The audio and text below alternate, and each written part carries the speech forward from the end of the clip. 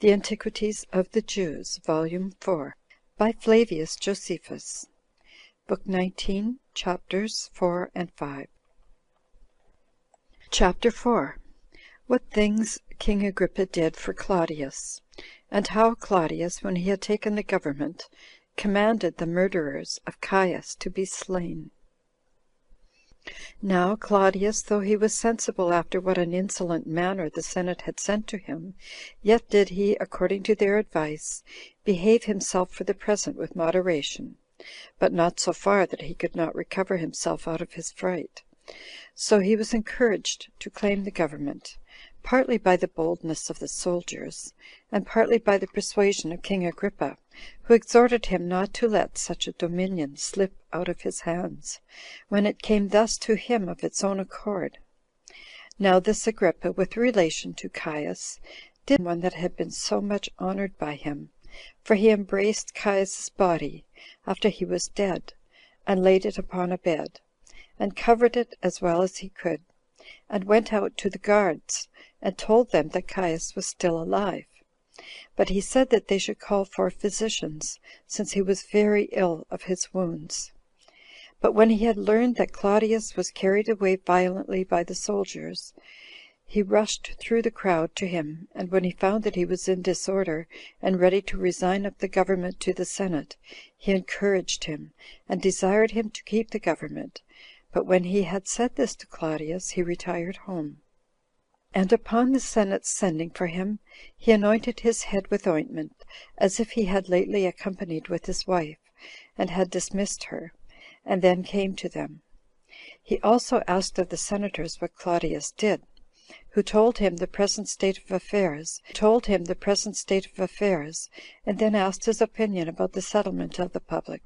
He told them in words that he was ready to lose his life for the honor of the Senate, but desired them to consider what was for their advantage, without any regard to what was most agreeable to them, for that those who grasp at government will stand in need of weapons and soldiers to guard them, unless they will set up without any preparation for it, and so fall into danger. And when the Senate replied that they would bring in weapons in abundance, and money, and that as to an army, a part of it was already collected together for them, and they would raise a larger one by giving the slaves their liberty, Agrippa made answer, O senators, may you be able to compass what you have a mind to. Yet will I immediately tell you my thoughts, because they tend to your preservation. Take notice then that the army which will fight for Claudius hath been long exercised in warlike affairs, but our army will be no better than a rude multitude of raw men, and those such as have been unexpectedly made free from slavery and ungovernable. We must then fight against those that are skillful in war, with men who know not so much as how to draw their swords. So that my opinion is that we should send some persons to Claudius, to persuade him to lay down the government, and I am ready to be one of your ambassadors. Upon this speech of Agrippa, the Senate complied with him, and he was sent among others, and privately informed Claudius of the disorder the Senate was in, and gave him instructions to answer them in a somewhat commanding strain, and as one invested with dignity and authority. Accordingly, Claudius said to the ambassadors that he did not wonder they had no mind to have an emperor over them, because they had been harassed by the barbarity of those that had formerly been at the head of their affairs, but that they should taste of an equitable government under him, and moderate times, while he should only be their ruler in name, but the authority should be equally common to them all. And since he had passed through many and various scenes of life before their eyes, it would be good for them not to distrust him. So the ambassadors, upon their hearing this his answer, were dismissed. But Claudius discoursed with the army which was there gathered together, who took oaths that they would persist in their fidelity to him. Upon which he gave the guards every man 5,000 drachmae apiece, and a proportionable quantity to their captains, and promised to give the same to the rest of the armies wheresoever they were. And now the consuls called the senate together into the temple of Jupiter the conqueror, while it was still night. But some of those senators concealed themselves in the city, being uncertain what to do, upon the hearing of this summons; and some of them went out of the city to their own farms, as foreseeing whither the public affairs were going, and despairing of liberty. Nay, these supposed it much better for them to be slaves without danger to themselves, and to live a lazy and inactive life, than by claiming the dignity of their forefathers, to run the hazard of their own safety. However, 100 and no more were gotten together, and as they were in consultation about the present posture of affairs, a sudden clamor was made by the soldiers that were on their side, desiring that the senate would choose them an emperor, and not bring the government into ruin by setting up a multitude of rulers. So they fully declared themselves to be for the giving the government not to all but to one. But they gave the senate leave to look out for a person worthy to be set over them, insomuch that now the affairs of the senate were much worse than before, because they had not only failed in the recovery of their liberty, which they boasted themselves of, but were in dread of Claudius also. Yet were there those that hankered after the government, both on account of the dignity of their families, and that accruing to them by their marriages.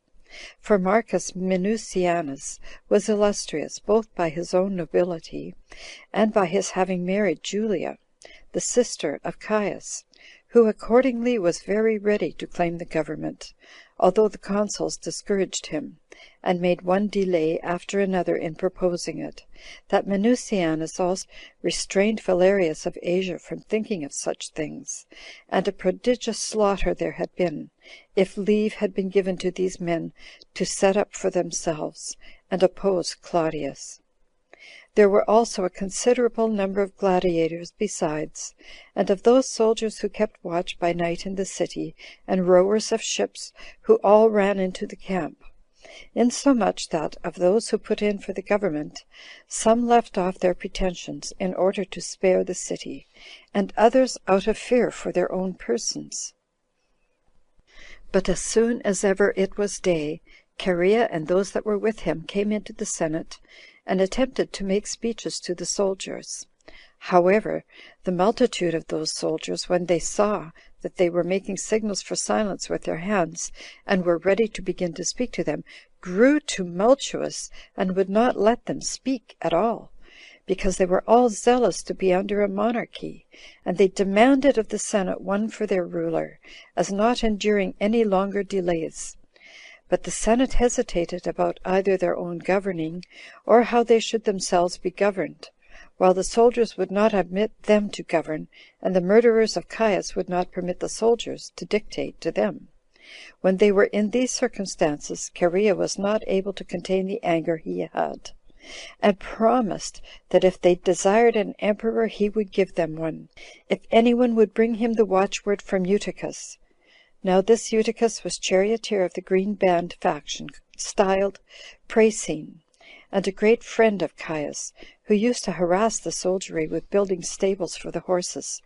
and spent his time in ignominious labors, which occasioned Cherea to reproach them with him, and to abuse them with much other scurrilous language, and told them he would bring them the head of Claudius, and that it was an amazing thing that, after their former madness, they should commit their government to a fool. Yet were not they moved with his words, but drew their swords and took up their ensigns, and went to Claudius, to join in taking the oath of fidelity to him. So the senate were left without any body to defend them, and the very consuls differed nothing from private persons. They were also under consternation and sorrow, men not knowing what would become of them, because Claudius was very angry at them. So they fell a reproaching one another, and repented of what they had done. At which juncture Sabinus, one of Caius's murderers, threatened that he would sooner come into the midst of them and kill himself than consent to make Claudius emperor, and see slavery returning upon them. He also abused Cherea for loving well, while he who was the first in his contempt of Caius could think it a good thing to live, when even by all that they had done for the recovery of their liberty, they found it impossible to do it. But Cherea said he had no manner of doubt upon him about killing himself, that yet he would first sound the intentions of Claudius before he did it. These were the debates about the Senate. But in the camp everybody was crowding on all sides to pay their court to Claudius. And the other consul, Quintus Pomponius, was reproached by the soldiery as having rather exhorted the Senate to recover their liberty, whereupon they drew their swords, and were going to assault him, and they had done it if Claudius had not hindered them, who snatched the consul out of the danger he was in, and set him by him. But he did not receive that part of the Senate which was with Quintus in the like. Nay, some of them received blows, and were thrust away as they came to salute Claudius. Nay, Aponius went away wounded, and they were all in danger. However, King Agrippa went up to Claudius, and desired he would treat the senators more gently. For if any mischief should come to the Senate, he would have no others over whom to rule. Claudius complied with him, and called the Senate together into the palace, and was carried thither himself through the city, while the soldiery conducted him, though this was to the great vexation of the multitude, for Cherea and Sabinus, two of Caius's murderers, went in the forefront of them, in an open manner, while Pollio, whom Claudius a little before had made captain of his guards, had sent them an epistolary edict to forbid them to appear in public. Then did Claudius, upon his coming to the palace, get his friends together, and preaches about Cherea. They said that the work he had done was a glorious one, but they accused him that he did it of perfidiousness, and thought it just to inflict the punishment of death upon him, to discountenance such actions for the time to come. So Cherea was led to his execution, and Lupus and many other Romans with him. Now it is reported that Cherea bore this calamity courageously, and this not only by the firmness of his own behavior under it, but by the reproaches he laid upon Lupus, who fell into tears. For when Lupus laid his garment aside, and complained of the cold, he said that cold was never hurtful to Lupus, i.e. a wolf. And as a great many men went along with them to see the sight, when Cherea came to the place, he asked the soldier who was to be their executioner whether this office was what he was used to, or whether this was the first time of his used manner, and desired him to bring him that very sword with which he himself slew Caius. So he was happily killed at one stroke. But Lupus did not meet with such good fortune in going out of the world, since he was timorous, and had many blows leveled at his neck, because he did not stretch it out boldly as he ought to have done. Now a few days after this, as the parental solemnities were just at hand, the Roman multitude made their usual oblations to their several ghosts, and put portions into the fire in honor of Cherea, and besought him to be merciful to them, and not continue his anger against them for their ingratitude. And this was the end of the life that Cherea came to. But for Sabinus, although Claudius not only set him at liberty, but gave him leave to retain his former command in the army, yet did he think it would be unjust in him to fail of performing his obligations to his fellow confederates. So he fell upon his sword and killed himself, the wound reaching up to the very hilt of the sword. Chapter 5. How Claudius restored to Agrippa his grandfather's kingdoms, and augmented his dominions, and how he published an edict in behalf. Now, when Claudius had taken out of the way all those soldiers whom he suspected, which he did immediately, he published an edict, and therein confirmed that kingdom to Agrippa which Caius had given him, and therein commended the king highly. He also made all addition to it of all that country over which Herod, who was his grandfather, had reigned, that is, Judea and Samaria, and this he restored to him as due to his family.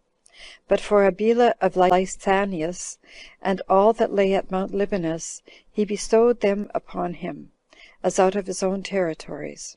He also made a league with this Agrippa, confirmed by oaths, in the middle of the forum in the city of Rome.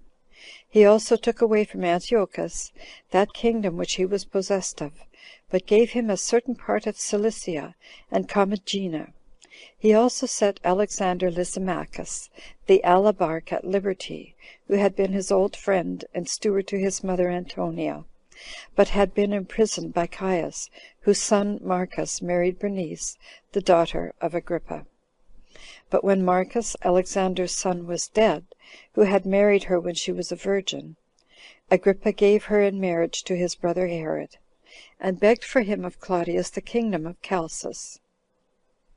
Now about this time there was a sedition between the Jews and the Greeks at the city of Alexandria. For when Caius was dead, the nation of the Jews, which had been very much mortified under the reign of Caius, and reduced to very great distress by the people of Alexandria, recovered itself, and immediately took up their arms to fight for themselves.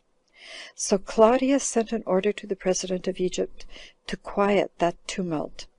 He also sent an edict at the requests of King Agrippa and King Herod, both to Alexandria and to Syria, whose contents were as follows: Tiberius Claudius Caesar Augustus Germanicus, high priest and tribune of the people, ordains thus: Since I am assured that the Jews of Alexandria, called Alexandrians, have been joint inhabitants in the earliest times with the Alexandrians, and have obtained from their kings equal privileges with them, as is evident by the public records that are in their possession themselves, and that after Alexandria had been subjected to our empire by Augustus, their rights and privileges had been preserved by those presidents who have at divers times been sent thither,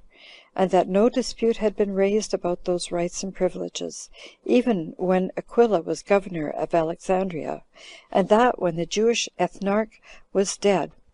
Augustus did not prohibit the making such ethnarchs as willing that all men should be so subject to the Romans as to continue in the observation of their own customs, and not be forced to transgress the ancient rules of their own country religion; but that in the time of Caius the Alexandrians became insolent towards the Jews that were among them, which Caius, out of his great madness and want of understanding, reduced the nation of the Jews very low, because they would not transgress the religious worship of their country, and call him a god. Be not deprived of their rights and privileges, on account of the madness of Caius, but that those rights and privileges which they formerly enjoyed be preserved to them, and that they may continue in their own customs. And I charge both parties to take very great care that no troubles may arise after the promulgation of this edict. And such were the contents of this edict on behalf of the Jews that was sent to Alexandria. But the edict that was sent into the other parts of the habitable earth was this which follows: Tiberius Claudius Caesar Augustus Germanicus, high priest, tribune of the people, chosen consul the second time, ordains thus: Upon the petition of King Agrippa and King Herod, who are persons very dear to me, that I would grant the same rights and privileges should be preserved to the Jews which are in all the Roman Empire, which I have granted to those of Alexandria. I very willingly comply therewith, and this grant I make not only for the sake of the petitioners, but as judging those Jews for whom I have been petitioned worthy of such a favor, on account of their fidelity and friendship to the Romans. I think it also very just that no Grecian city should be deprived of such rights and privileges, since they were preserved to them under the great Augustus. It will therefore be fit to permit the Jews, who are in all the world under us, to keep their ancient customs, without being hindered so to do. And I do charge them also to use this my kindness to them with moderation, and not to show a contempt of the superstitious observances of other nations, but to keep their own laws only. And I will that this decree of mine be engraven on tables by the magistrates of the cities, and colonies, and municipal places, colonies and municipal places, both those within Italy and those without it, both kings and governors, by the means of the ambassadors, and to have them exposed to the public for full 30 days, in such a place whence it may plainly be read from the ground. End of Book 19, Chapter